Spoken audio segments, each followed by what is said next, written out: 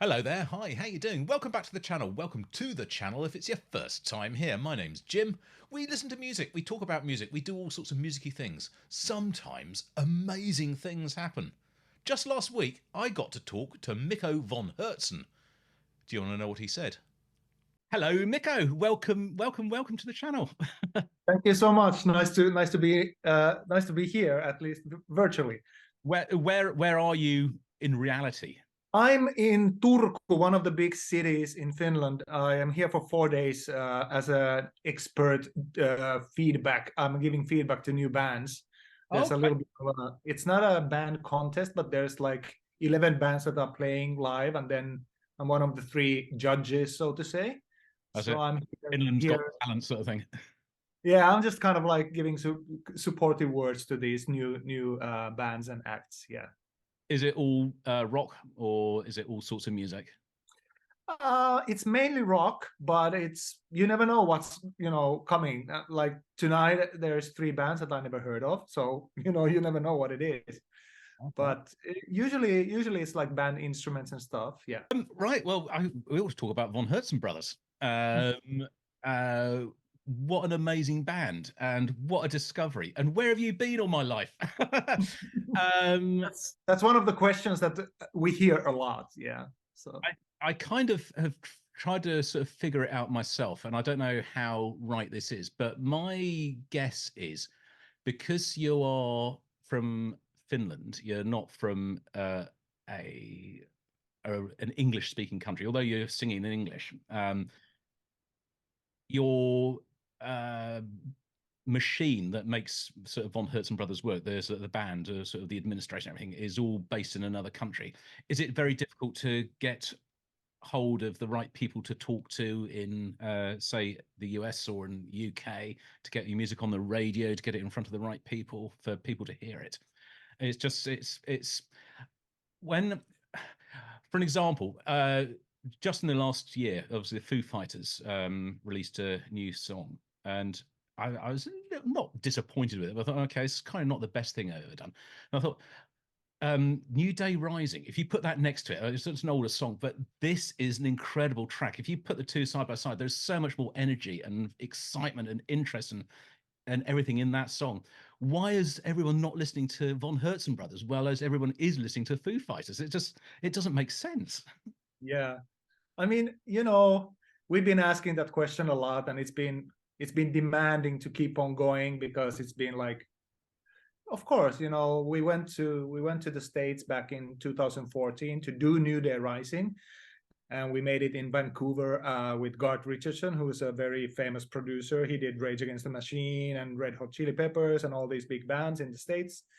And we were kind of hoping that that would open doors for us, and maybe we could kind of like get that whatever was needed for a more international breakthrough through having a producer and kind of like a team that would support us more abroad. But that kind of like didn't go anywhere. I don't know why, but I guess it's karma. I guess that we are just as big as we can possibly be with our whatever, our weird songwriting and like being kind of like not really rock or pop or folk or prog. We are kind of like our own little weird animal, and There are other bands I think that sort of fit into the same genre. I'd say Riverside from Poland. Do you know Riverside?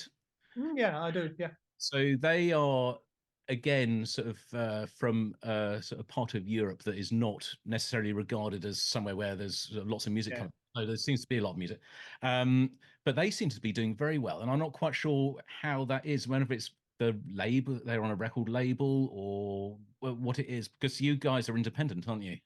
We are independent, and I think, if I'm not wrong, Riverside they have like Inside Out Music, or somebody from the UK is like their label, one of these prog labels. Inside Out. Uh, Inside Out, maybe. Yeah, it's a good question. I think that if you are from Central Europe, you can maybe it's easier to kind of tour the rest of the Europe than for us, which are kind of like we are kind of like overseas in a little funny way, because the Baltic Sea is kind of like you have to fly everywhere when you go. That might be one of the reasons. And then, of course, you know, our music is, we are trying not to restrict ourselves. When we have a good idea, then we just do it and not really think that is this like a good move commercial wise, you know.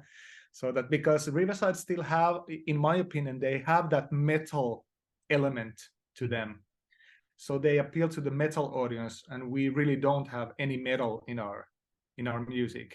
So it's but it's a good question, and this is, of course, you know, we get two questions asked as brothers, like since last 15 years. One is, are you really brothers? And the second question is, why aren't you playing like stadiums and like arenas? You know, these are the two most common questions. And the first question is easy. Yes, we are brothers. The second, we always say, we don't know. We are trying our best, you know. Yeah, I absolutely, I know your brothers. I say I know. I assume you are. I didn't want to see proof or anything. I didn't think that you weren't. So that's, we are, yeah. But because I believe and I know that you are brothers, I was going to. How was it growing up as kids? Did you have sort of brotherly rivalry and get into fights all the time, or did you all get along very well? Was it good fun as a family? I mean, obviously, because we didn't have like a sister in our, we are just three brothers as siblings, and of course there's some like, you know how brothers are when they're growing up. There's some, maybe not fighting, but there's some like, you know, some things are flaring up every now and then. But then when the music came along, and my big brother, when he was maybe 17, 18, and when he had his kind of first real band with his high school mates, you know, he did ask me to join as the drummer. So there was, we have been doing music for a long time, especially Key and myself. And then our little brother Jonne came to do music with us with this project into like 24 years ago. But still, you know, it's been, so the music thing has been always like the one thing that has been kind of like, you know, binding us as brothers very closely together. And so within the music, we don't really fight. I mean, we might have an argument every now and then, but we don't really like fight, you know, in a way that, you know, nobody is getting like hurt, you know. Not like Oasis. No, not like that, no. You said that you played a lot of music as kids as well. Was there music in the house? Your dad was a musician, I think, was he? He was you know, he went for the real job thing, you know. I think he really wanted to be he was a guitarist, and he played until very recently. Actually, him and his brother, they had a band since the early 60s, and then just like a year ago, not even that, they decided to call it quits, and the band is continuing, but they kind of like step out from the band. And our father is 78, so you know, it's about time. And he felt like, okay, you know, it's getting more stressful than fun, you know, to go on stage. And so yeah, our father used to travel a lot when we were young, and he was in insurance business. And because of that, he was very kind of international in his work, and he went to all these different places, and he used to always bring like LPs with him when he came back.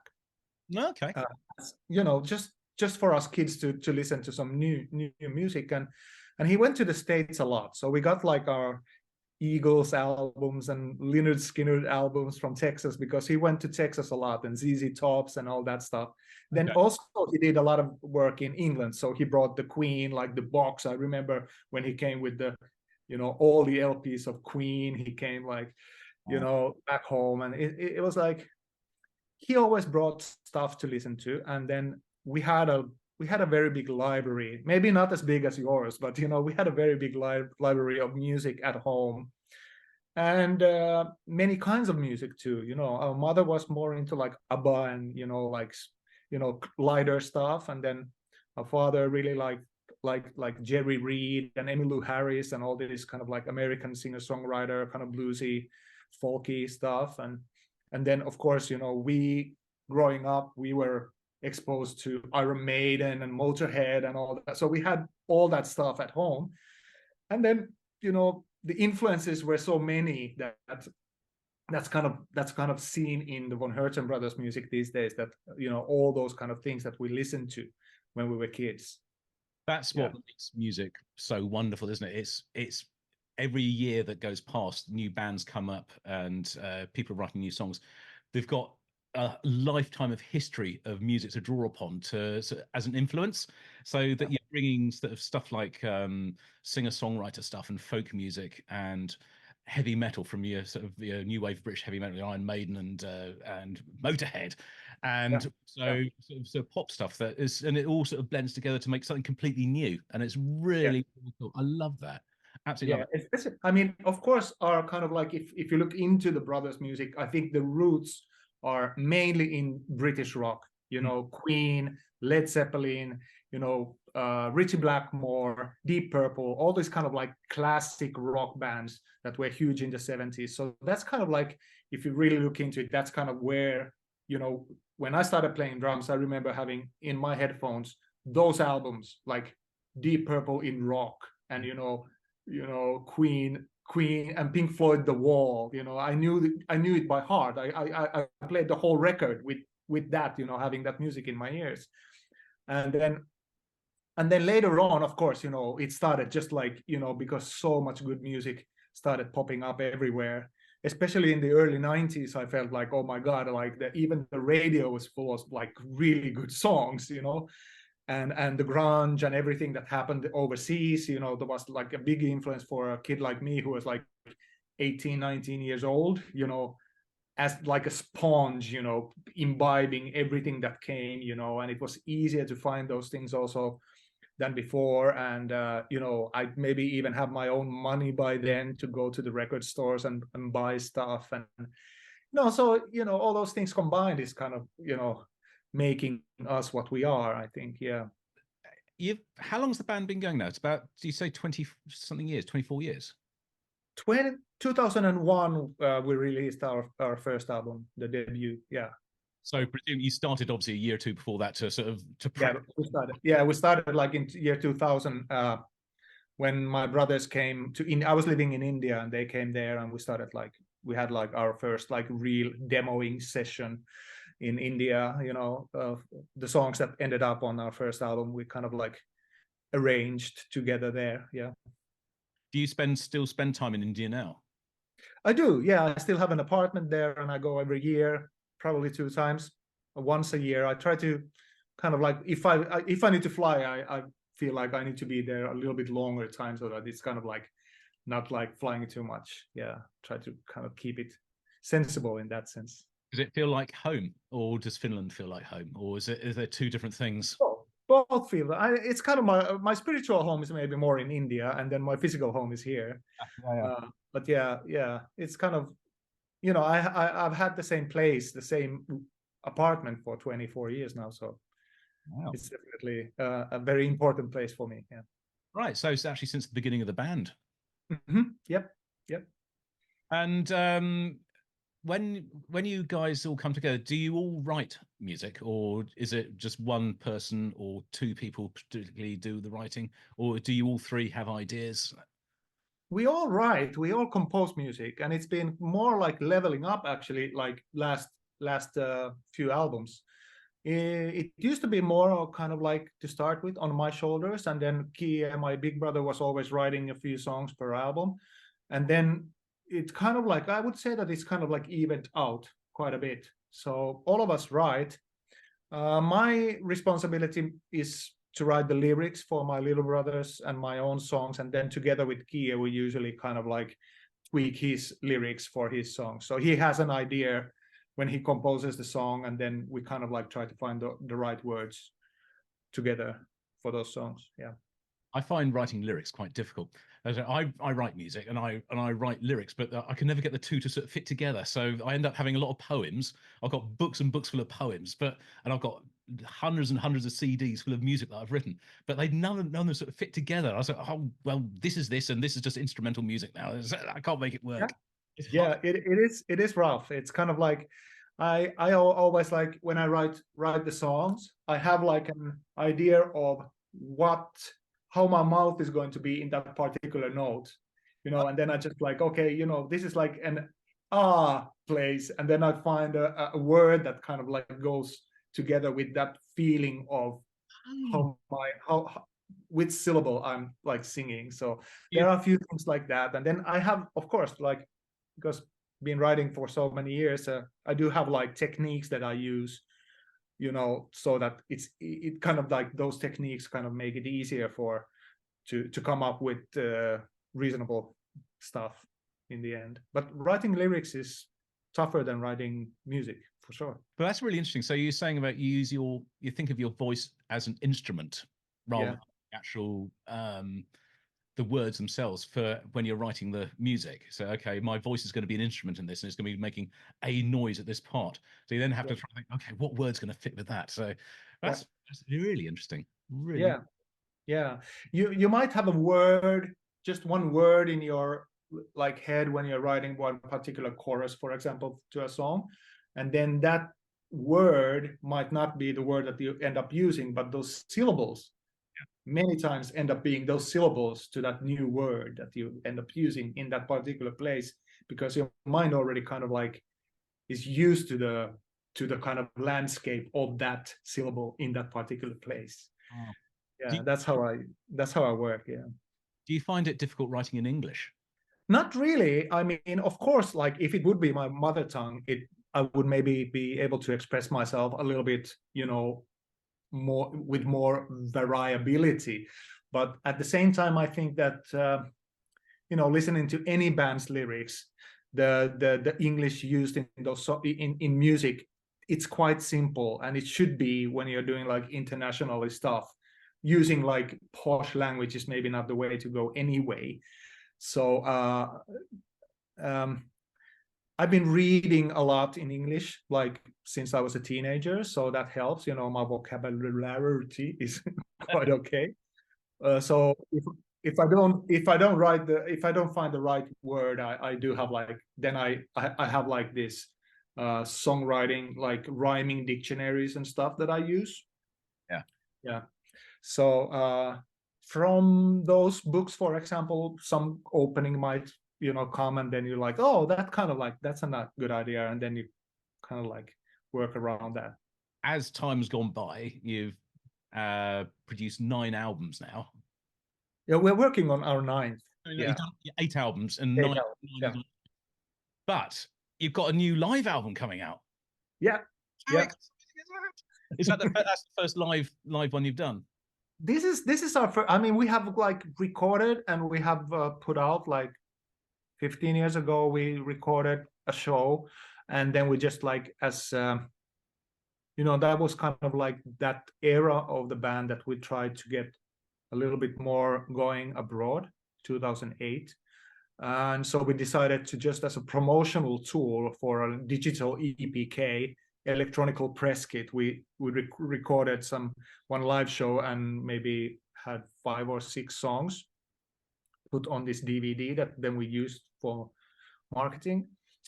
But apart, we never had anything like that done before, and this is the first actual live recording, and it's been coming. Many people have been asking that, why, you're such a great band, the albums are great, but when I saw you live, it was like mind-blowing. And many people say that you have to see our band live to get the energy of the brothers and stuff, like tangibly. So we decided to do this, and also with this lineup with Sami and Robert, we didn't have anything out, live wise. So yeah, this is what we're doing now, like a double LP. And DVD and Blu-ray to go with it as well? Not DVD, but Blu-ray. Blu-ray we're putting up. Yeah. DVD's in the past, isn't it? That's gone. It might come back, records came back. You never know. Yeah. I have seen some live stuff that people have filmed on their phones of the band playing of Midsummer Prog last year. So I say a mutual friend, Rudy Becker. I'm not sure if you remember Rudy. I remember him, yeah. he introduced me to von Hertzen brothers on the channel. He sent me a message, you've got to listen to this. So I did. We've now become quite good friends. We chat sort of maybe not every week, but sort of fairly often. Yeah. And he came to see you at Midsummer Prog, and he then found up lots of footage of people had taken on and put it onto YouTube. So look at here, look at here. Oh, you can see the back of my head here, and you can see the Mikko doing this bit here, and see Kay doing this bit here, and he's very, very excited, and he's very, very happy to meet you. And yes, he's been a good ambassador for you, I think. Definitely a good advocate. You probably, Jim, you never would have heard of the band if he didn't send you that check this out. Yeah, I mean, every band needs people like Rudy. People who are kind of like, hey, people need to know about this band. Have that idea in mind and then actually do something about it. Also, so he's a really great advocate and ambassador for the band, and we are very thankful. Thank you, Rudy. I know that you probably are seeing this at some point. So yeah, that's really great. And it's this business is really weird. You never know, it might be just a small thing that happens to the band, and then suddenly things start to kind of like escalate, and you become more well known. You never know what it is. I think the key thing is to just like keep on doing it, and being true to your art and your music, and just do it, and don't really worry about whether you're becoming famous or not, and whether you're playing arenas or small clubs. It's, if it happens, it happens. Yeah. As you know. I suppose if you sort of whittle it all down to sort of the fundamental thing, sorry, making money has very little to do with making music. Apart from, obviously, you want to make music as a career, you have to make money, but it shouldn't be the driving force. It shouldn't be what you're thinking about. Okay, what do we do to how can we do this to make sure this can become number one or something like that? That's Yeah. people see through that, and you Oh, may yeah. be successful for one record, but no one will come back again. Yeah, and to be honest, it's not like, the legacy that you're leaving behind you as an artist is something, those things don't matter. Nobody's going to ask how much you made with this, or was it number one, or nobody cares about the charts or anything like that. The only thing that matters is that you feel like you're standing 100% behind your art, and you're proud of your whatever you're doing, and then if that resonates with people, then you're fine, this is great. And like you said, like to make this professionally is demanding, especially these days. So even band like us who are in our small country, Finland, we are quite well known, and we did have some success here also commercially. But it's, even that, you don't know about these things. You're just like doing your best, and then sometimes you can buy a cup of coffee, and sometimes you need to go somewhere where you get a free cup of coffee, as you know. Get a cup for Jim, Yeah. So as a musician, do you prefer playing live, or do you prefer being in the studio writing songs, or are they two different things? I love the creative process, when stuff starts to kind of click, and you feel like, oh my God, yeah, now, you like what you said about Peace Patrol, the what you felt when you listened to it the first time. We worked with that song quite a bit before, of course we were just waiting and waiting for people to hear it. But at the same time, we do love the process, because you do get those goosebumps yourself as well, when you kind of like somehow like access that magical part of like, the resonation of everything, that soundscape and everything. So it's, I do, we all do enjoy that a lot. But at the same time, it's the sharing of it that is kind of like the salt and pepper of this, playing live, or hearing the feedback from people that, oh my God, this song saved my life, or like something like that. Because people do come and tell, Jim. It's like, for example, that All of a Sudden You're Gone song that we had on our previous album. I love that. So many people came to us and said that, my God, this is like a work of art, and it brought me tears, and this was exactly what I needed, after the pandemic, and like all those things, and that then makes this whole thing worthwhile doing, because you do have those feelings, in the studio, that, oh my God, it's never gonna end, this work, and because we do stuff with a lot of care, as well. So I absolutely recognize that, what you're saying about people having a personal relationship with your music.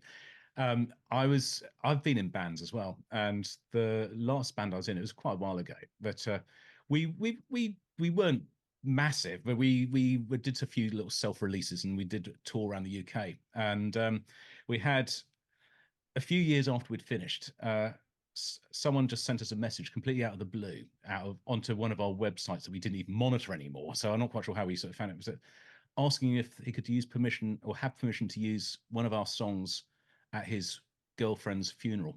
But and I was, what? Yeah, no, it was this piece of music. We both discovered it together, and it changed our lives. And thank you so much. I had no idea, and it's just that one thing is enough now for me. That's incredible.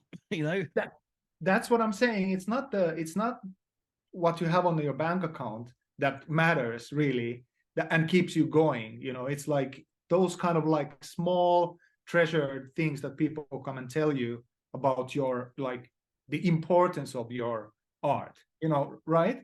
Because those things mean so much more. It's what it is. And then when you know that there are people there who are really, really valuing and enjoying what you do, then that's kind of like, that keeps you going. Yeah.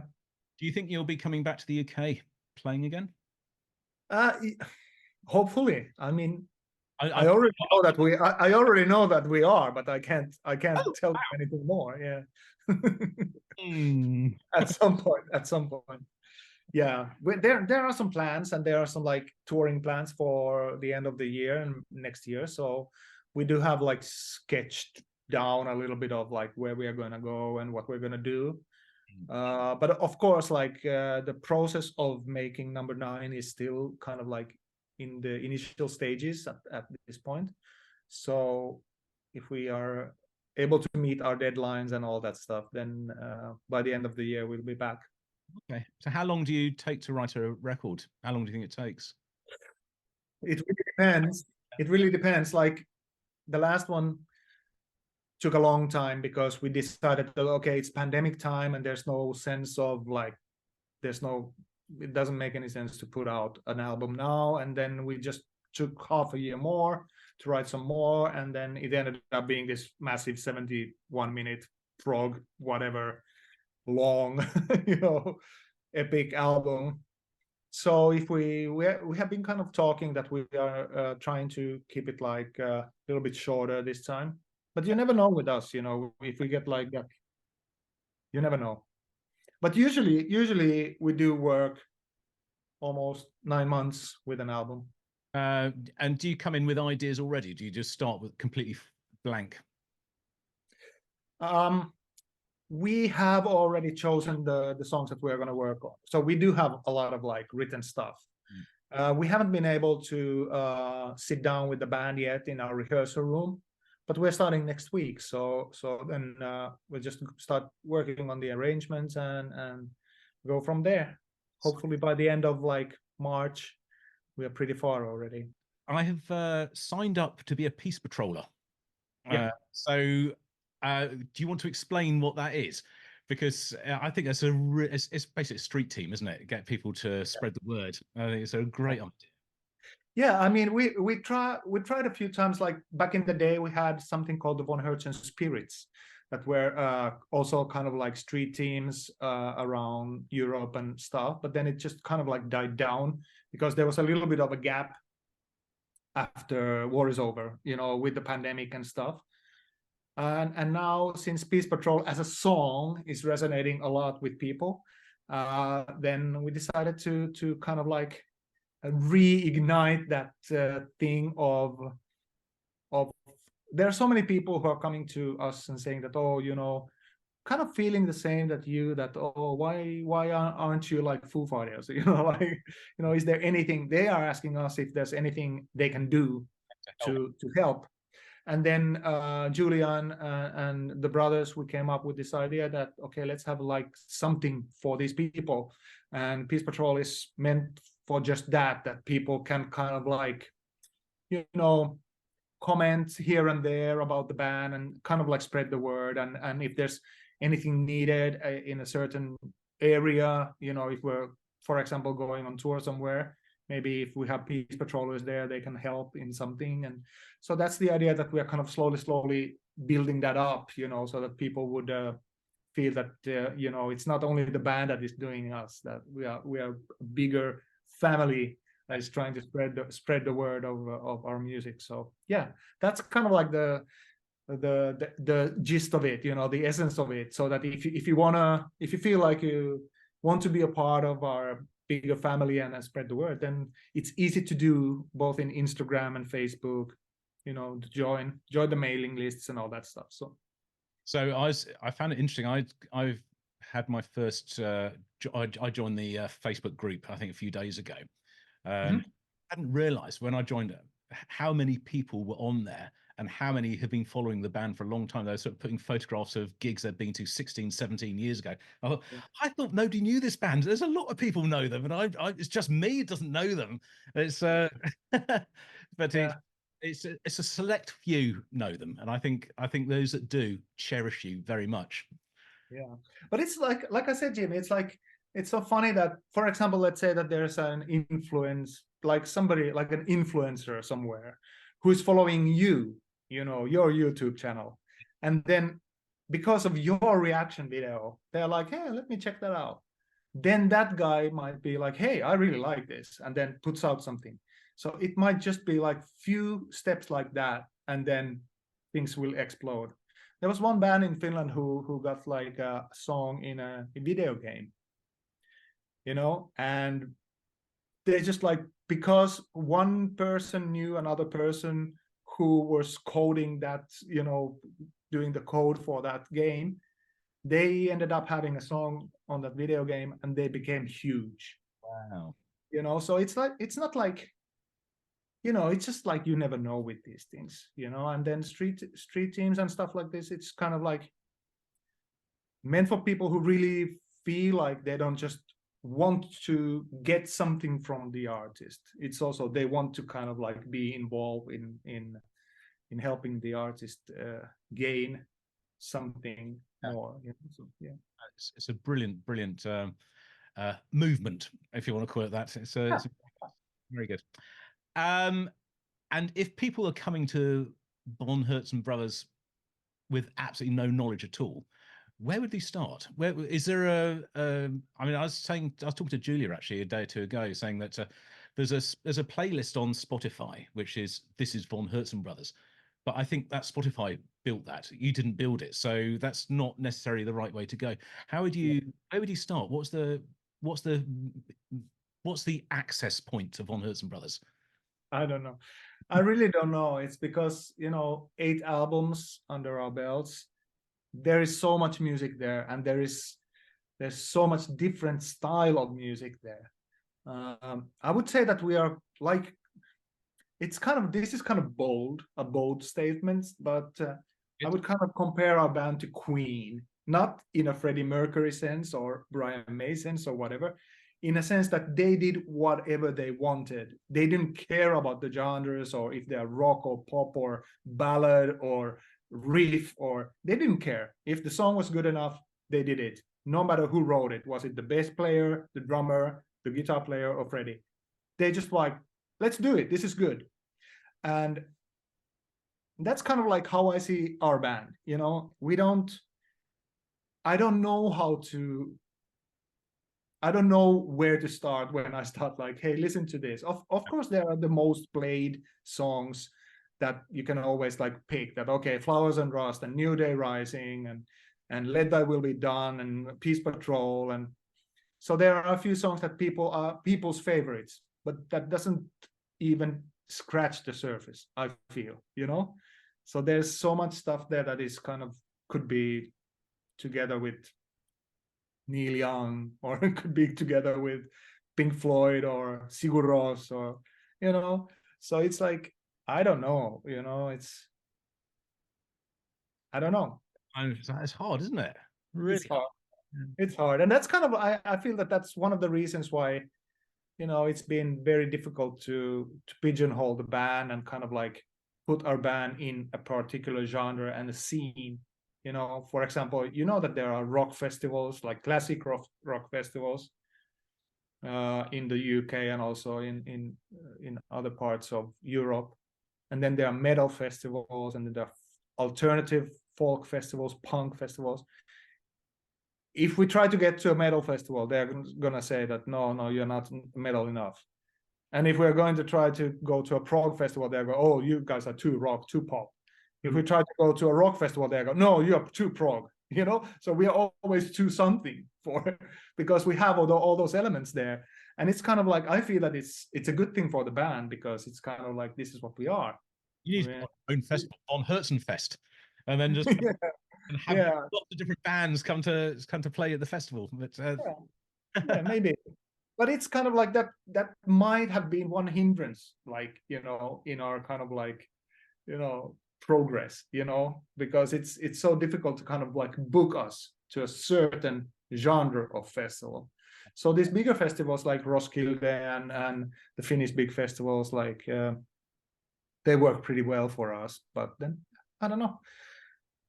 I would start with giving a month to our music and listening every day something, a few songs here and there, and then like you get an idea. Okay.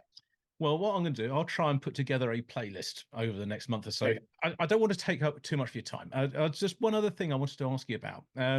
If you were to end up on a desert island somewhere, and you had only 5 records, what would they be? And this presumes you have electricity and you could play the records, of course. Well, these kind of questions are always so difficult, right? Because it's you hate them. I'm sorry.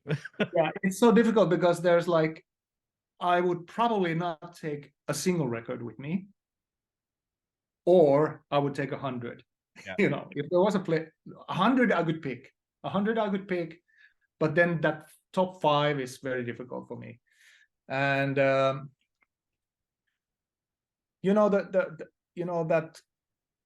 the 70s rock, the late 60s rock, and all the 80s stuff and all that stuff is kind of like, it's there. It's kind of like, if you think of me as a songwriter, a kettle where you do your soup, the kettle is that, but then the soup is something else, right? And then I would probably pick something from the 90s, if I really had only 5 albums. There was one album that I bought maybe 5 or 6 copies of when it came out. I was so touched by that album, and I wanted all my friends to also hear it, and that was Jeff Buckley's Grace. Okay. When it came out in 94, I think. And so that would maybe be one, because I love his voice, and it's so dynamic and good songs, and I love that album. And there was something in his voice that really, like, after Freddie, I felt like, okay, there's another guy that I really love, singing wise. I would take Grace with me for sure. From that same era, if you think of von Hertzen brothers and the kind of like the heavier part, what we have, it's not really relating to heavy metal. It's kind of like based on Black Sabbath and those early kind of like darker rock. And then the grunge thing happened when I was 17 to 23, in Seattle. And for me, I was never really a great fan of Nirvana, but I was a really big fan of Soundgarden for some reason. So Chris Cornell is one of my heroes also, because his singing is something like, I don't know. I just like that band. So I would maybe take one of theirs, maybe Super Unknown, which is also great record. Super Unknown. Yeah, that's a really good album with a Black Hole Sun and Cameron drumming on there. Yes, Matt Cameron is drumming. Yeah, he's a thunderous drummer, isn't he? Absolutely. And that somehow, like, you know, their earlier work was good, like Bad Motorfinger and stuff, but I think that Super Unknown is kind of like the album of that band, so I would take that. So that's kind of like the heavier part. Jeff Buckley, Soundgarden. Then I think it was also like early 90s. Do you remember this band called Jellyfish? Oh, I remember the name. Yeah, and I think there was one song in particular, but I can't remember it now. But vaguely, yes. Yeah, so Jellyfish made 2 albums, if I'm correct. The first one is called Belly Button, and the second one is called Spilt Milk. And the second one is the Spilt Milk one is a great pop rock album, like really, really good. So this is also like, people go and listen to that album. It's kind of like this songwriting is kind of Queenish and Beatles, you know, type, but it's great compositions. Okay. And it's light. It's kind of like has that, if Soundgarden is dark and Jeff Buckley like goes into my under my skin really like deep, and this is kind of like light for the sunny days on the island, you know. Yeah. A bit like ELO or something like that. Yeah. And then I try to avoid now the obvious ones, right? I try to avoid the Pink Floyds and the, you know, the Yes and all that stuff. I mean, it's your choice. Yeah, I would also take one of my all-time favorite albums is by the Cardigans, Swedish band. Yeah. And their, so to say, comeback album in 2003, I think it was called. It was called Long Gone Before Daylight. Right. I don't know if you've heard it, but it's a really chill. That would be like for the evenings, you know, on the island, on the shore. You know, it has one particular mood that carries through the album, and it has that kind of like evening vibe to it. Right. And the songwriting is insanely good, like really, really good. And I was very happy because the band, I followed them from the start, and then they had a little bit of a dip and everybody did kind of their solo stuff. And then they came back with this album in 2003, I think. And it just made my day when it came. I was like, they're back, you know. You know, and I'm a pop guy, you know. I love good melodies, and I love breathing good pop songs. So this album is full of those. Excellent. I'll need to investigate that. I don't know it at all. Yeah, put it on in the night, few candles, put that on and just enjoy. It's so good, Jim. It's like the sound of it is so sweet. Okay. So sweet. And then the last album has to be from, like we were talking earlier about songwriting and how I use syllables in certain places rather than words. Yeah. Sigur Rós from Iceland does that, and they don't have a language. It's made up, isn't it? They just like create their own language that suits the song, right? So I think their masterpiece is the Bracket album, the untitled one from 2004, maybe? Yeah. Earlier. 2002. Yeah, all the songs are called Untitled 1, Untitled 2, and it has these brackets. So it's called the Bracket album.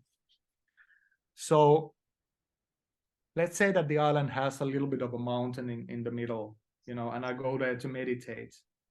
This is the album I'm going to listen to when I'm sitting there watching the vastness of it all.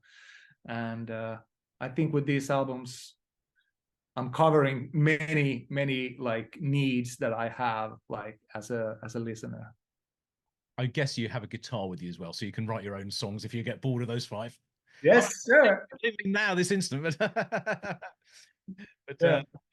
Yeah. So okay, well, you put a lot of thought into that. Thank you. Really. I did, and I really tried to kind of like think of maybe albums that people don't know that I love, because obviously there's gonna be the Day at the Races and the in rock and all these great rock albums that everybody loves and listens to. But yeah, I know those by heart, so I don't need to listen to them anymore. Well, thank you so much. Thank you, Mikko. It's been an absolute pleasure chatting, and I cannot wait to hear the new album, the live album, when it comes out very soon, and maybe at the end of the year or next year when the new studio album comes out as well. Yeah, I don't know when you're putting this out, but next week, next Friday on Sunday, we are going to release another song from that album. We are going to put out like a second single from the live album. So I hope you like it. Yeah. Okay. Well, I'll make sure this is out well before then, so we can Great. give sort of a tease of that as well. But thank you so much for having me, Jim. Thank you. Say hello to your brothers. No, they I don't will. say hi anyway. Yeah. I look forward to hopefully maybe talking to you again one day. Yeah, definitely. And when we come over to England next time, to the UK, I hope to see you there. Definitely. You're definitely invited to any show you like. Oh, cheers, buddy. Okay. And take your mate too. No problem. All right. Okay. Bye. Bye-bye. Bye. Thank you so much.